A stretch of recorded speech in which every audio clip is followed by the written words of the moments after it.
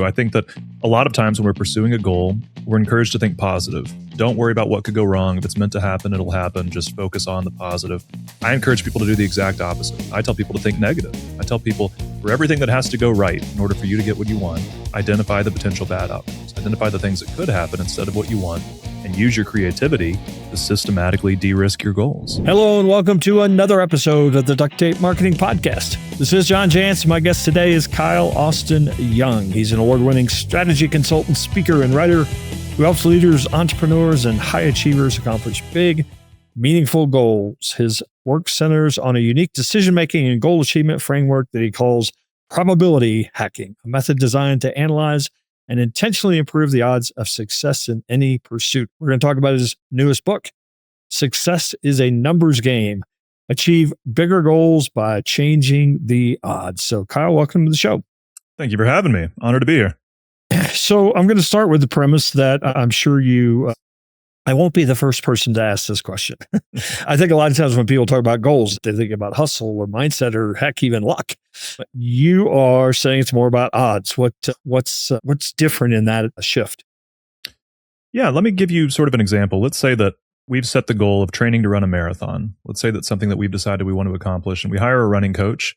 And she says, I can get you ready in time, but you're going to have to do 3 things. I need you to eat, sleep, and train according to some specific regimens that I'm going to create for you. So let's say that we know that one of these, prerequisites is we're going to have to train according to some certain parameters. And so we identify some of the things that could go wrong, some of the things that might happen instead of what we want. And maybe we identify bad weather as something that could derail a training regimen. I'm currently preparing for a big wintry snowstorm. Let's say that we identify injury as a potential risk, or maybe we identify that, our kids might have a crisis that could overwhelm our schedule.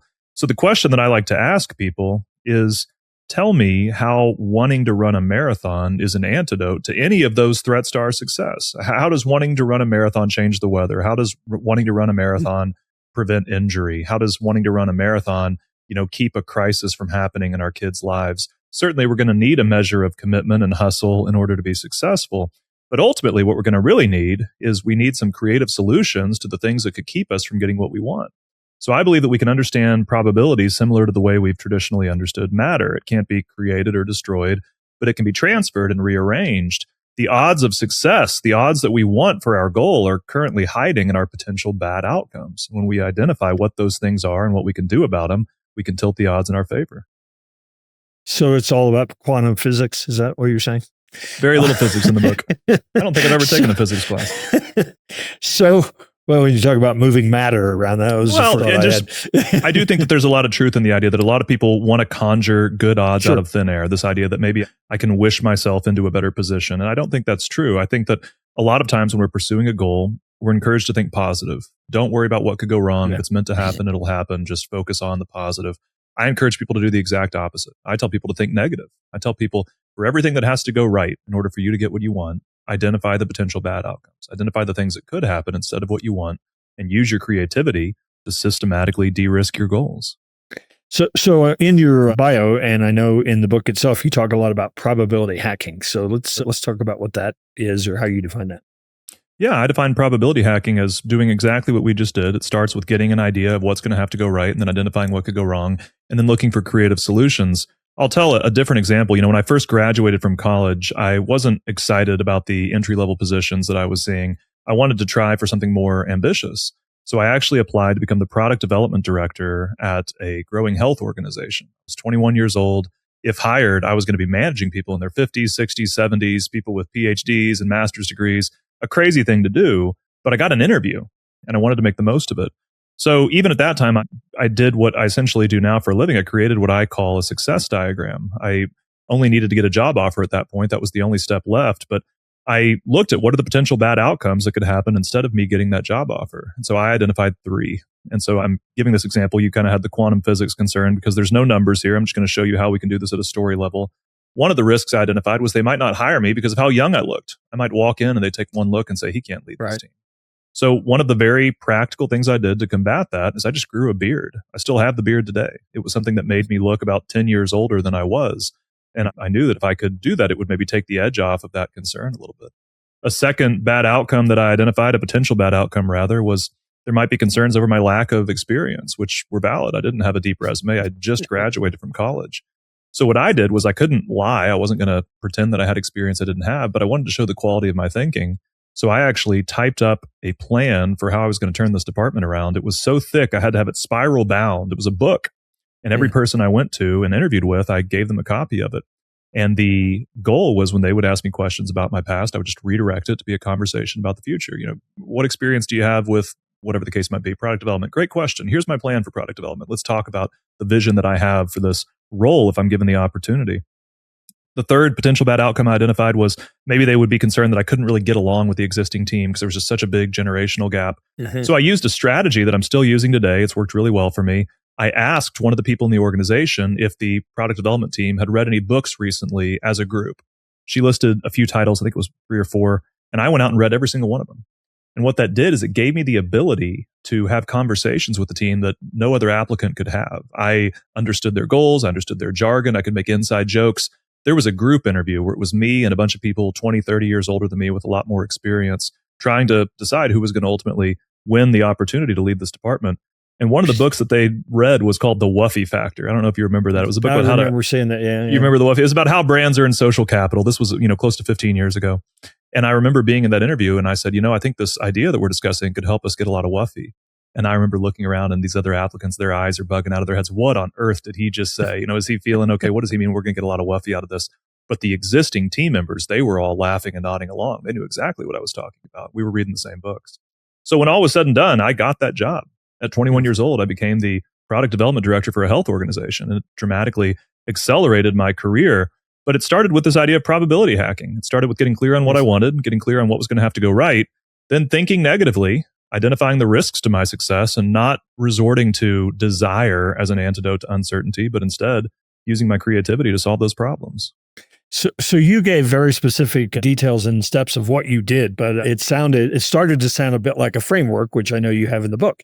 So were those steps that you gave me part of that framework? Do you want to outline what that framework is? Sure. I encourage people to start by creating what I call a success diagram. A success diagram is you write down what's the goal? What do I want to accomplish? I do that at the top right of the page. And then to the left, I just try to list out everything that's going to have to go right in order for me to get what I want. So it might be run a marathon. And what I call critical points, the prerequisites to my success are eat according to the regimen my coach gives me, sleep according to the regimen she gives me, train according to the regimen she gives me.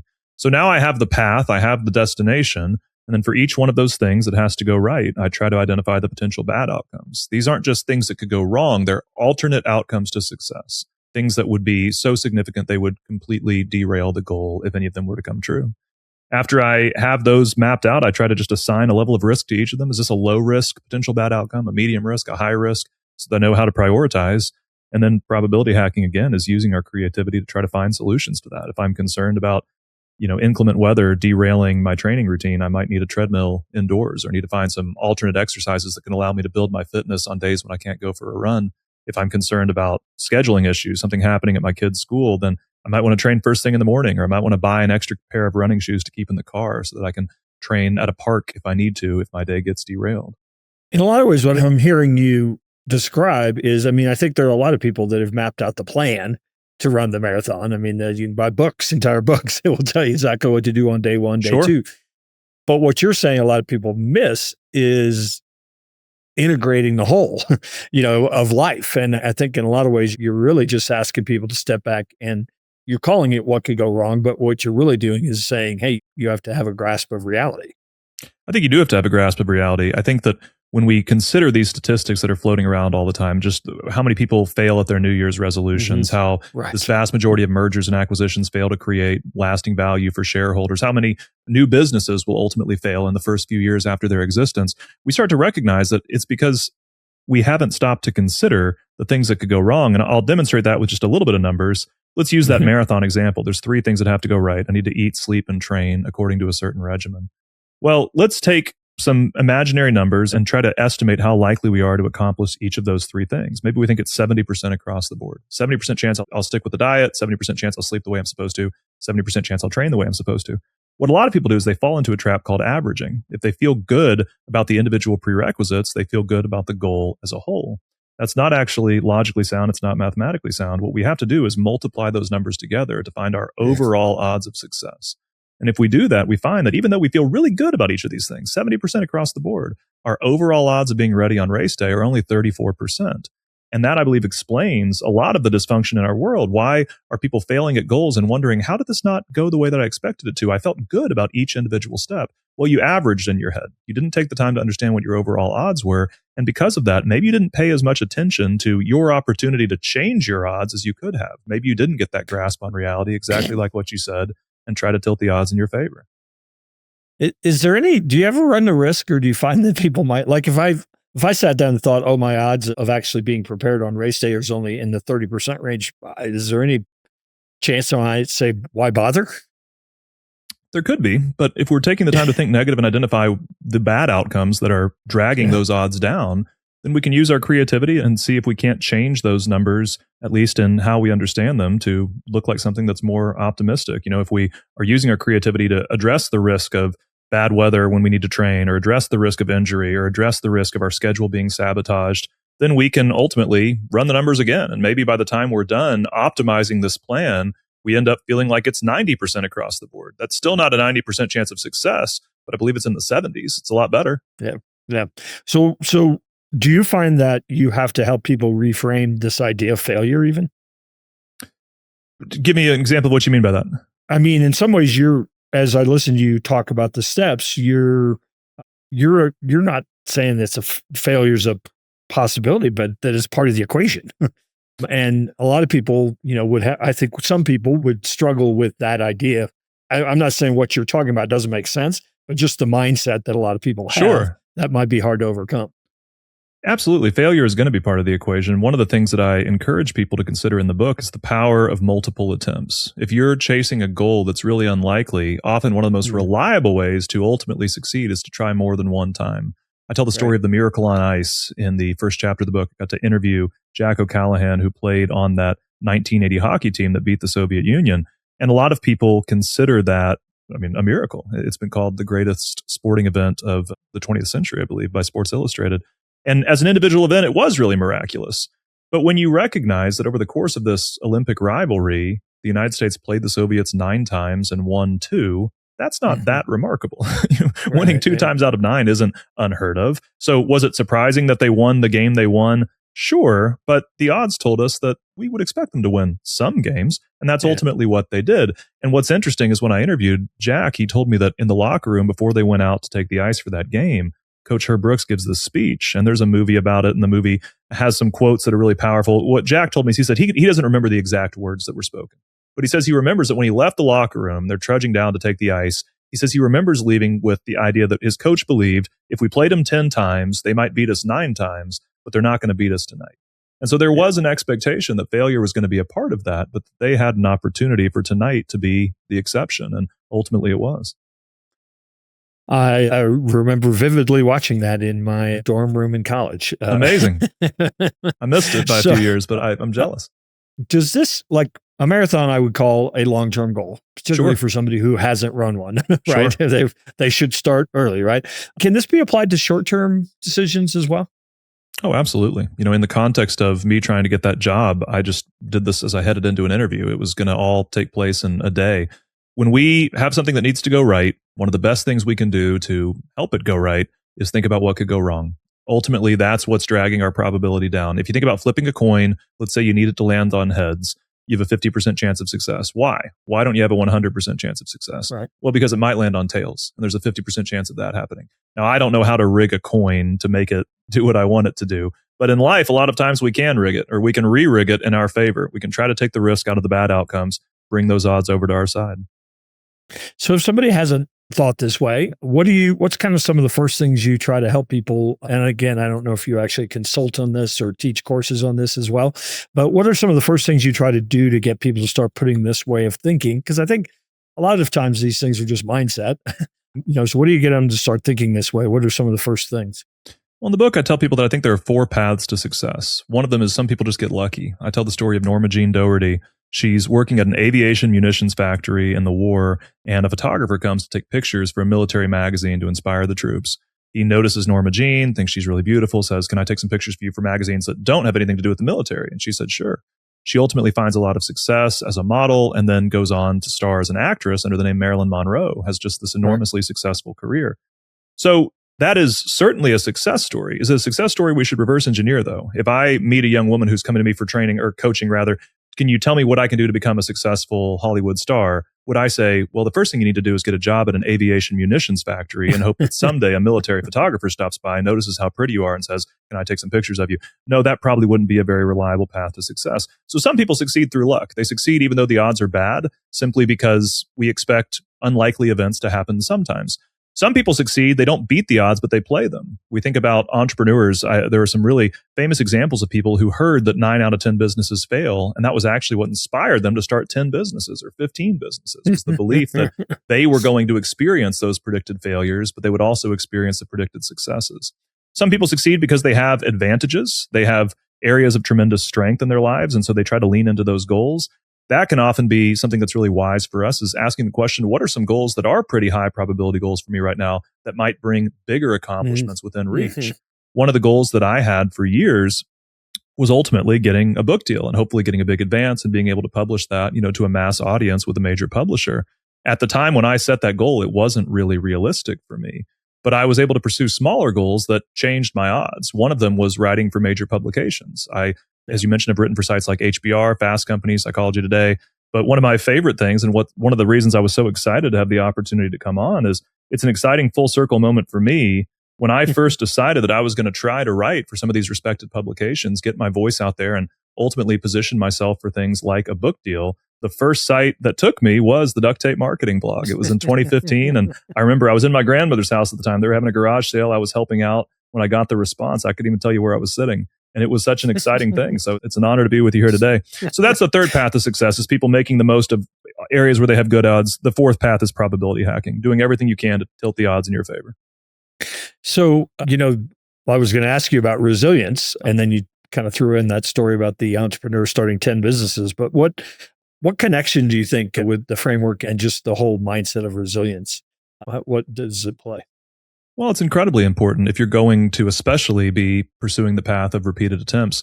In the book, I tell the story of Thomas Edison. He's in a race to try to get valuable patents surrounding the incandescent lamp. If he can get them, it'll be something that's transformational for his career. And what this race came down to is he and these other people were all trying to find a practical filament. They needed something that could glow hot enough to emit light without catching on fire and without snuffing out really quickly to the point where it wasn't worth it. What Edison did that was different than these other people is he actually experimented with 6,000 different plant materials to find the one that worked best. He didn't try to divine the right answer. He didn't try to guess the right answer. The answer turned out to be, in his context, carbonized bamboo. And I don't know about you. That would not have been my first guess. If you said, what are we going to use as a filament? I would have said, I bet it's carbonized bamboo. That's not where I would have started. It's not where he started either. It took 6,000 attempts. But ultimately, he had a clear definition of success. He had a stopwatch, so to speak. And he was able to run more experiments than anyone else. And because of that, he found these unlikely answers. And so resilience is a big part of that. Some of it comes from, we need to be confident that there is going to be a best answer out there. And in his case, it wasn't, it was comparative. He could be confident that one option out of the 6,000 would be the best out of the 6,000. And he liked his chance of creating a great product with a wider net when it came to ultimately trying to find the best filament than he did with somebody who's only trying 2 or 3 things. Yeah. And there's obviously, I don't know that it's all true, but you hear these stories that, people would ask him, gosh, aren't you tired of failing so much? He said, no, I just have one more thing out of the way that I know is not the answer. He has a quote attributed to him that's, to have a great idea, have a lot of them. And I think it's that exact same mentality. It's not about being the smartest person in the room necessarily. A lot of times it's being the most generative. It's being the person who's the most prolific and who ultimately uncovers that unlikely good idea. Yeah. And, there's certainly a mentality out there. People want to, take the easy path, get rich quick, be famous, all the things that people aspire to. And I don't, the people that really get there, they just show up and do the work every day for a long time sometimes. Well, and it's one of the dangers of reverse engineering. Like I mentioned, the Marilyn Monroe story, we kind of chuckle at that, but I think we're doing similar things in our daily lives. We'll find somebody who started a successful organization and turns out he drives a blue convertible. So I should buy a blue convertible because clearly that's got to be playing a role in his success. what if he just got lucky? I'm not saying that they did, but we need to be really careful about what we reverse engineer, because just because someone is seeing good results doesn't mean that they got there through good decisions. Yeah. Well, and I think a lot of times we miss the 10 years before they blew up, right? That kind of quote that most overnight successes are 20 years in the making. Sure. Yeah, exactly. Well, Kyle, I appreciate you stopping by the Duct Tape Marketing Podcast. Is there some place you'd invite people to find out more about your work and to perhaps pick up Success is a Numbers Game? You can get a copy of the book pretty much anywhere: Amazon, Barnes & Noble, Target, directly on the Penguin Random House website. Be honored if you did that. If you want to connect with me personally, I think we'll probably put my website in the show notes, just kyleaustinyoung.com. Mm-hmm. But what I'd prefer you do, honestly, this was something that was just kind of an unexpected blessing of this journey, is I heard someone who was encouraging people to find them on LinkedIn. And I thought, oh, that's a strange thing to do. I'll throw that idea out too. And that was many interviews ago, but it's turned into one of just the best parts of this. Is pretty much every day I wake up and someone has sent me a message saying, I heard you here, I heard you there, can I ask you a question? It's led to some really engaging conversations that I've really enjoyed, some fun opportunities for collaboration for me. So feel free to find me, Kyle Austin Young, on LinkedIn. I'd love to hear from you. Awesome. Well, again, appreciate you stopping by, and hopefully we'll run into you one of these days out there on the road. That'd be great. Thanks.